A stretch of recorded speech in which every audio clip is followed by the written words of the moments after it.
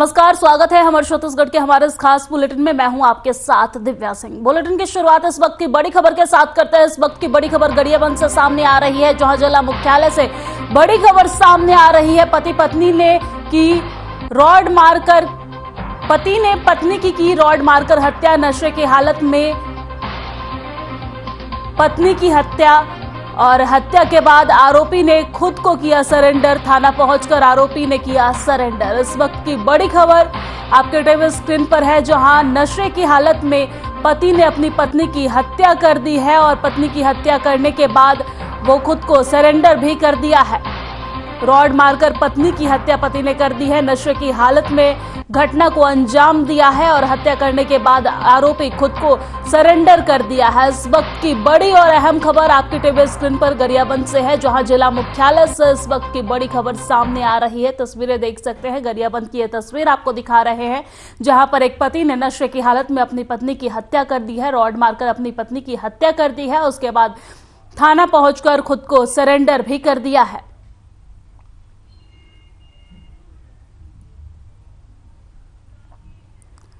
गरियाबंद से ये खबर आपको बता रहे हैं। जिला मुख्यालय से ये बड़ी खबर सामने आ रही है, जहां पति ने ही अपनी पत्नी की हत्या कर दी है। नशे की हालत में घटना को अंजाम दिया है और रॉड मार के अपनी पत्नी की हत्या कर दी है, जिसके बाद वो खुद को थाना पहुंचकर सरेंडर भी कर दिया है। और इसी खबर पर ज्यादा जानकारी के साथ हमारे संवाददाता राकेश देवांगन हमारे साथ जुड़ गए हैं। राकेश, पति ने ही अपनी पत्नी की हत्या कर दी है, नशे की हालत में घटना को अंजाम दिया गया है, क्या कुछ जानकारी आपके पास?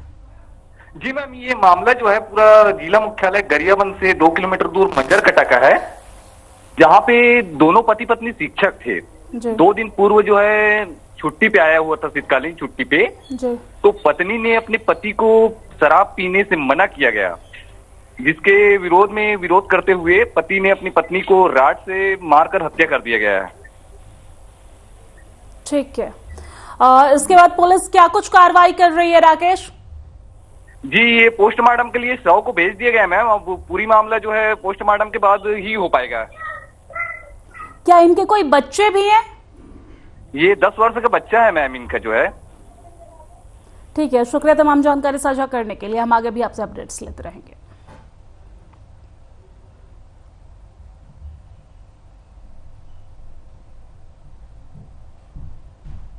चलिए खबरों में आगे बढ़ते हैं और बात रायपुर की कर लेंगे, जहां गृह मंत्री ताम्रध्वज साहू के बयान पर बीजेपी प्रदेश प्रभारी मीडिया प्रभारी अमित चिमनानी ने पलटवार किया है। उन्होंने कहा है कि कांग्रेस की सरकार 4 साल होने के बावजूद पिछली सरकार और केंद्र सरकार पर आरोप लगाकर अपनी जिम्मेदारी से भाग रही है। उन्होंने कहा है कि बीजेपी ने जो सड़कें बनवाई है उसी पर कांग्रेस के नेता सायरन बजाते हुए तेज गति से गाड़ी चला रहे हैं। जनता समझ चुकी है कि यह सरकार काम करने वाली नहीं है।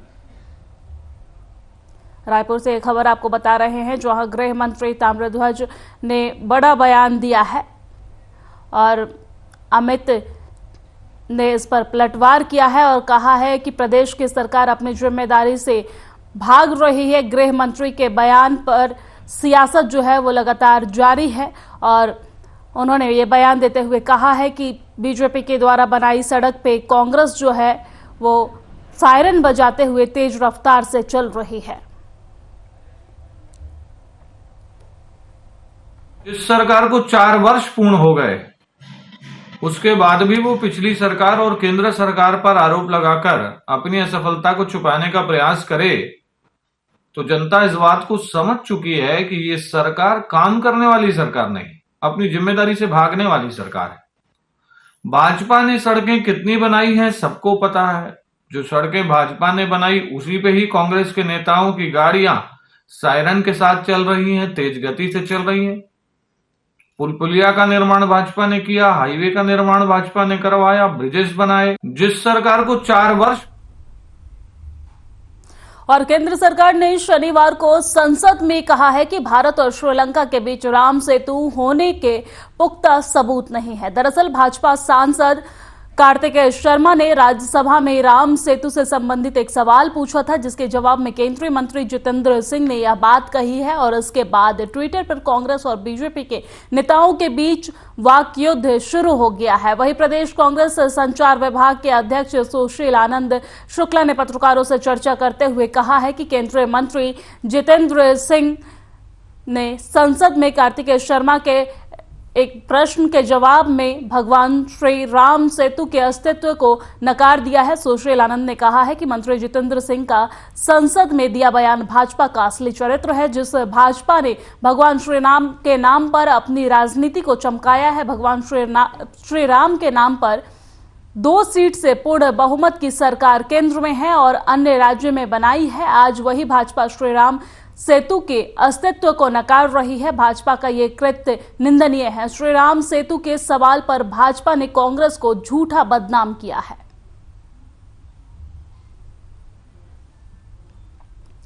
खबर आपको रायपुर से बता रहे हैं, जहां राम सेतु के पुख्ता सबूत नहीं है के बयान पर संसद में बवाल मचा, जिसके बाद अब उसको लेकर ट्वीट कर बीजेपी और कांग्रेस के बीच भी लगातार ट्वीट वॉर शुरू हो गया है और लगातार एक दूसरे पर आरोप प्रत्यारोप का दौर लगाया जा रहा है।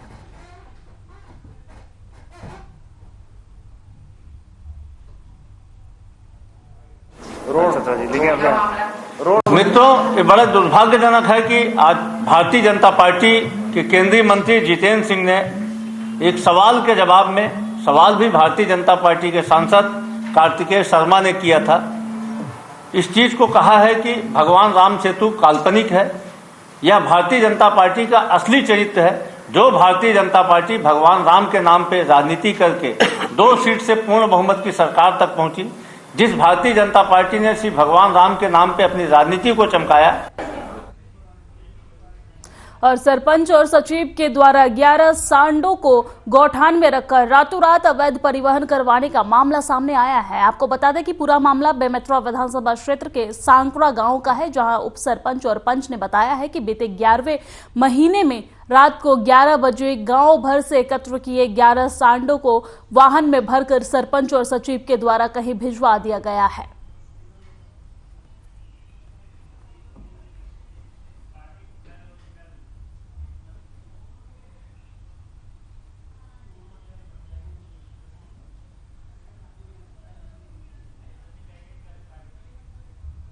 बेमेतरा से ये तस्वीर हम आपको दिखा रहे हैं, जहां 11 सांडों के अवैध परिवहन का मामला सामने आया है। सरपंच, सचिव और पंचों पर ये आरोप लगाए गए हैं कि आदर्श गौठान ग्राम पंचायत के तरफ से 11 सांडों को एक जगह रखकर रात के 11 बजे इन्हें अवैध तरीके से कहीं भेजा गया है।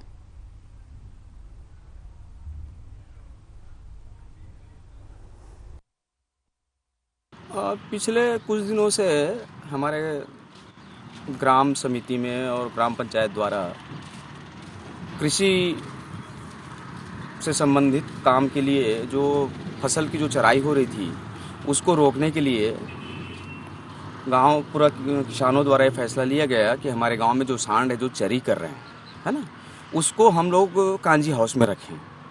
अब कांजी हाउस में रखने के बाद में फिर से एक मीटिंग हुई, उसमें बताया गया, सबने समन्वय बनाया कि इसको कांजी हाउस में न रखे, किसी गौशाला में भेज दिया जाना है।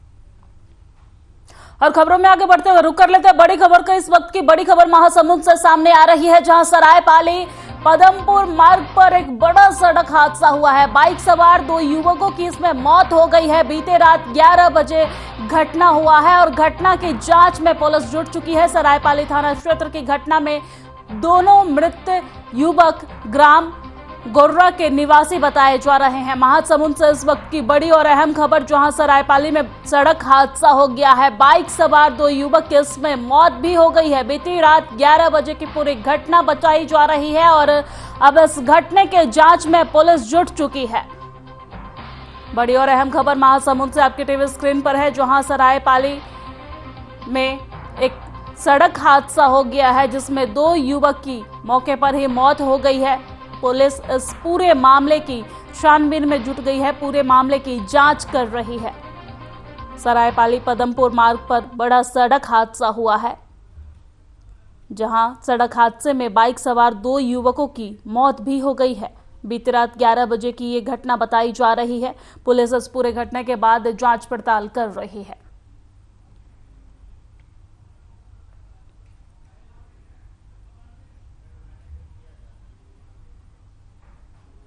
चलिए खबरों में आगे बढ़ते हैं। खबर मस्तूरी से है, जहां हाई स्कूल प्रांगण में शुक्रवार को खंड स्तरीय जन समस्या निवारण शिविर का आयोजन किया गया है। आपको बता दें कि शिविर में मुख्य अतिथि के रूप में विधायक डॉक्टर कृष्ण मूर्ति बांधी ने शिरकत की है, जहां कर्मचारियों की अपेक्षा ग्रामीणों की कम उपस्थिति को लेकर नाराजगी भी जाहिर किया गया है। उन्होंने कहा है कि इस विकास खंड के प्रायः हर विभाग में बनी हुई अर्थव्यवस्था के चलते ग्रामीण स्तर पर लोगों की समस्याएं दिनों दिन बढ़ती जा रही है और लोग जानकारी के अभाव में अपनी समस्याओं से ग्रसित हो चुके हैं।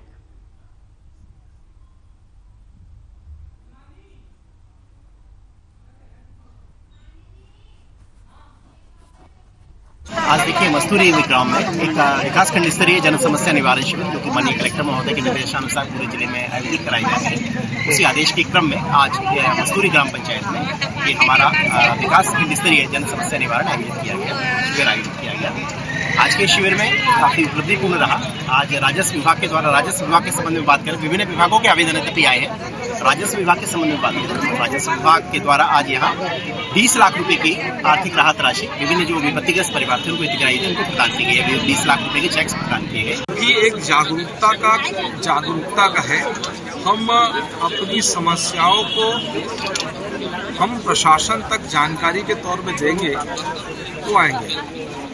सरपंच है, सचिव है, आरआई, उसमें आरआई है और जो करारोपण अधिकारी है, अपने अपने क्षेत्रों की जानकारियों को अलग अलग विभाग में प्रस्तुत करेंगे तो उसका अच्छा रिजल्ट आएगा। ये एक जागरूक और एमसीबी जिले में नगर पालिका और नगर निगम में चुनाव को लेकर आज कांग्रेस और भाजपा के कार्यकर्ताओं ने कलेक्ट्रेट कार्यालय पहुंचकर अपने अपने प्रत्याशी का नामांकन दाखिल कराया है। चिरमिरी नगर पालिका निगम के वार्ड नंबर 22 और मनेन्द्रगढ़ नगर पालिका के वार्ड नंबर 3 में उपचुनाव है और जिसका मतदान 9 जनवरी को होगा। आपको बता दें कि भाजपा प्रत्याशी अमित चंदेल के साथ भाजपा के वरिष्ठ नेता और पदाधिकारी भी पहुंचे हैं, तो वहीं कांग्रेस प्रत्याशी सपन महतो के साथ विधायक और नपा अध्यक्ष सहित पार्षद भी मौजूद रहे हैं। मनेन्द्रगढ़ से आपको खबर बता रहे हैं, जहां प्रत्याशियों ने अपना नामांकन दाखिल कराया है। कलेक्ट्रेट ऑफिस पहुंचकर अपना नामांकन दाखिल करवाया है। बीजेपी और कांग्रेस के कार्यकर्ता इस दौरान मौजूद नजर आए हैं। नगर निकाय चुनाव की तैयारी तेज हो गई है और नगर निकाय चुनाव की तैयारी को लेकर प्रत्याशियों ने अपना नामांकन दाखिल करवाया है। तस्वीरें आपकी टीवी स्क्रीन पे है। मनेन्द्रगढ़ से ये तस्वीर आपको दिखा रहे हैं, जहां कलेक्ट्रेट ऑफिस पहुंचकर बीजेपी और कांग्रेस के कार्यकर्ता अपना नामांकन दाखिल करवा रहे हैं। तस्वीरें आप देख सकते हैं। नगर निकाय चुनाव को लेकर यह नामांकन दाखिल करवाया गया है और इस दौरान कांग्रेस की तरफ से उनके कई प्रत्याशी, कांग्रेस की तरफ से उनके प्रत्याशी के साथ साथ कई कार्यकर्ता और नेता भी मौजूद रहे हैं। वहीं बीजेपी की तरफ से भी प्रत्याशी के साथ अन्य कई कार्यकर्ता मौजूद नजर आ रहे हैं।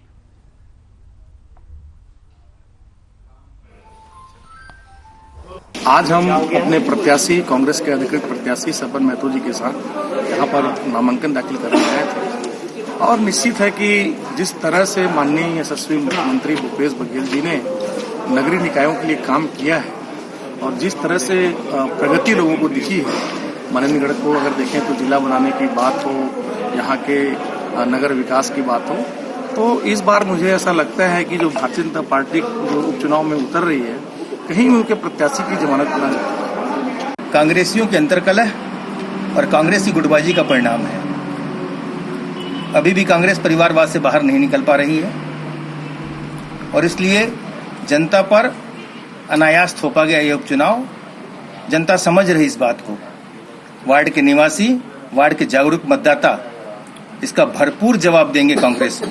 वार्ड नंबर 3 का आज यहाँ पे नामांकन है और हम सभी नगर पालिका परिषद के और हमारे कांग्रेस पार्टी के सभी लोग आज यहाँ पे नामांकन भरवाने आए हैं। सपन महतो जी फॉर्म भरे हैं वार्ड नंबर 3 से और हमें आशा ही नहीं, पूरा विश्वास है कि हम भारी मतों से विजयी होंगे। और खबरों में आगे बढ़ते हुए रुक कर लेते हैं मंदसौर की और मंदसौर में कांग्रेस कार्यकर्ताओं ने महू नीमच 4 लेन रोड निर्माण कंपनी की कमियां सुधारने और 4 लेन रोड पर दुर्घटनाओं में मरने वाले लोगों को श्रद्धांजलि अर्पित कर राज्यपाल के नाम तहसीलदार को ज्ञापन सौंपा गया है। आपको बता दें कि बीते 15 सालों से क्षेत्र की जनता रोड की कमियों का खामियाजा भुगत रही है, जिसके चलते हजारों लोग असमय ही काल के गाल में समा रहे हैं। पिछले दिनों आक्या गांव के पास एक ही परिवार के 4 लोगों ने अपनी जान गंवा दी थी।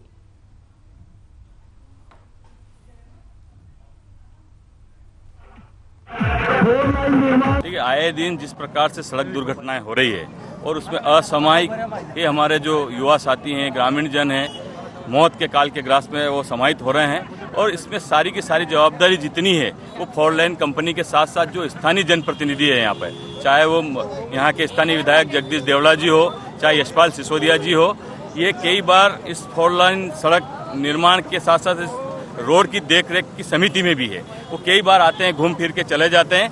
मांगे ये है कि 15 वर्ष हो गए इस 4 लेन निर्माण को हुए और 15 वर्षों बाद भी इसके नियमानुसार जो बनना था वो ये 4 लेन का निर्माण नहीं हुआ है। परिणाम ये है कि हजारों लोग इन 15 सालों में अपनी जान गंवा चुके हैं। बाइक लेन आज तक इस रोड पे नहीं बनी है।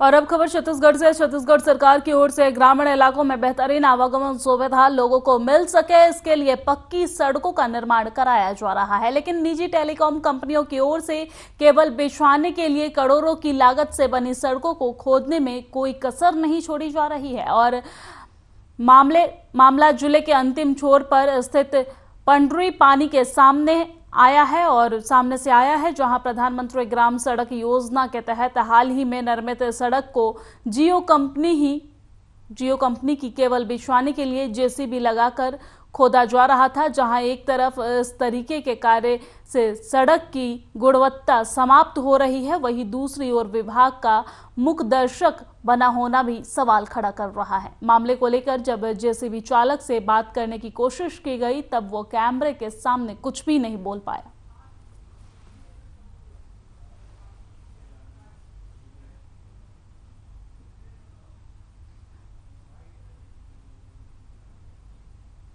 आपका नाम? एमडी दिलबर। यहाँ क्या काम कर रहे हैं? जैसे भी चलाते। यहाँ पे देखने में आ रहा है कि आप लोग सड़क की पूरी पटरी को उखाड़ दे रहे हैं, खोद दे रहे हैं, गड्ढा कर दे रहे हैं। इसका परमिशन है? कौन करवा रहा है ये सब?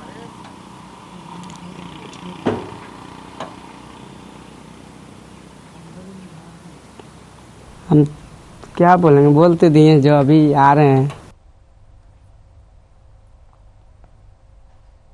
और भारत स्काउट गाइड्स जिला संघ की ओर से 23 से 26 दिसंबर तक 4 दिवसीय जिला रैली का आयोजन धर्मनगरी डोंगरगढ़ में किया गया है, और जिसका शुभारंभ 23 दिसंबर को विधायक भुवनेश्वर बघेल ने किया है। और उसके बाद 24 दिसंबर को यानी आज डोंगरगांव विधानसभा के विधायक दलेश्वर साहू बतौर मुख्य अतिथि कार्यक्रम में शामिल होंगे। और 26 दिसंबर समापन समारोह में फिर से डोंगरगढ़ विधायक भुवनेश्वर बघेल मुख्य अतिथि के रूप में शिरकत करेंगे।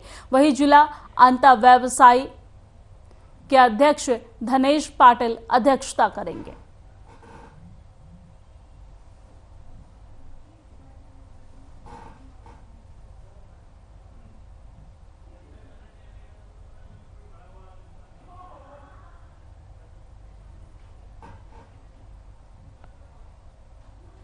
और अब खबर बेमेतरा से है। बेमेतरा में एक ही परिवार के 4 लोगों की सड़क हादसे में दर्दनाक मौत हो गई है। आपको बता दें कि सभी मृतक की अस्थि विसर्जन करने गए थे और विसर्जन से वापस आते समय गाड़ी सड़क हादसे का शिकार हो गया और हादसे के दौरान गाड़ी में 8 लोग सवार थे। घटना की जानकारी मिलते ही गांव में शोक की लहर दौड़ पड़ी।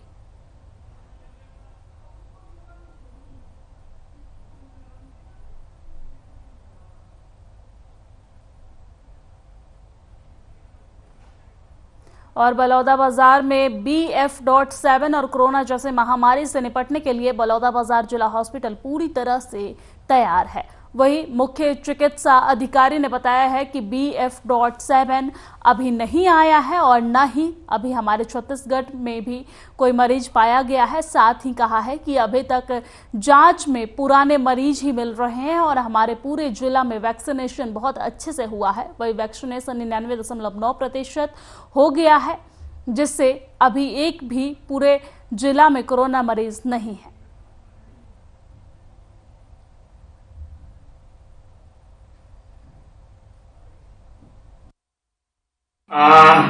BF.7 जो वेरिएंट है अभी हमारे छत्तीसगढ़ में नहीं पाया गया है। अब जितने लोग हम लोग जीनोम सीक्वेंस कराए हैं उसमें पुराने ही वेरिएंट पाए जा रहे हैं और हमारे यहाँ वैक्सीनेशन बहुत अच्छा हुआ है। तो करीब करीब हमारे 90% हमारी पब्लिक है वो उसमें वो डेवलप हो गया है ना, रेसिस्टेंट आ गया है, तो हमारे यहाँ नहीं होगा। अभी छत्तीसगढ़ में कोरोना फिर से पांव पसारने की तैयारी में लग वैसे जानकारी में। अभी तो छत्तीसगढ़ कोरोना फ्री हो गया था। अभी 1 या 3-4 केस हुए आज तक रायपुर में ही हैं और उनका जीनोम सीक्वेंस कराया जाना है, उसमें देखते हैं क्या।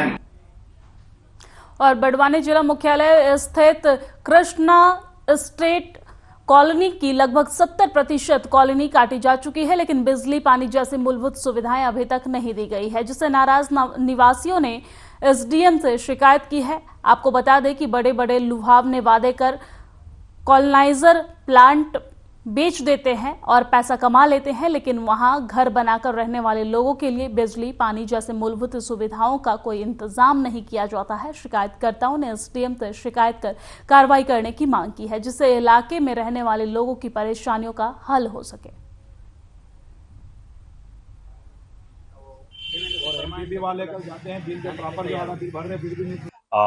मैं जिस कॉलोनी में निवास करता हूँ उस कॉलोनी का नाम है कृष्णा स्टेट और इसी कॉलोनी में बहुत ही बड़े स्तर पे अव्यवस्थाएं फैली है। यहाँ पे रोड नहीं है, यहाँ पे ड्रेनेज सिस्टम अच्छे तरीके से बना हुआ नहीं है।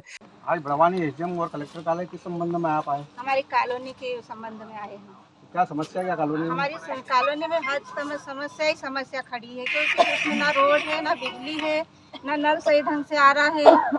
तो इस संबंध में आपने जो है पूर्व में कोई शिकायत करी थी? हाँ, करी थी कलेक्टर में। हम कई बार आ चुके कलेक्टर ऑफिस में। उसका निराकरण आज तक नहीं हुआ? नहीं हुआ, आज तक नहीं हुआ हमारी कॉलोनी। 0% पे हैंडओवर करी, 25 आधार पे हैंडओवर करी और कॉलोनाइजर के नाम से बिजली बिल आता है, दोनों के बिल का, और 0% पे हैंडओवर की गई है, 25 आधार पे हैंडओवर करी है। कम से कम पंचायत को जो प्लाट बंधक प्लाट रहते हैं वो बंधक प्लाट भी नहीं बताए जा रहे और पूर्व सचिव सरपंच ने पिछले बिल भी बकाया रखे, तो वो बिल भी हम कहाँ से भरेंगे। और मेरे साथ हमारे छत्तीसगढ़ की खबरों में फिलहाल इतना ही। मुझे दीजिए इजाजत, नमस्कार।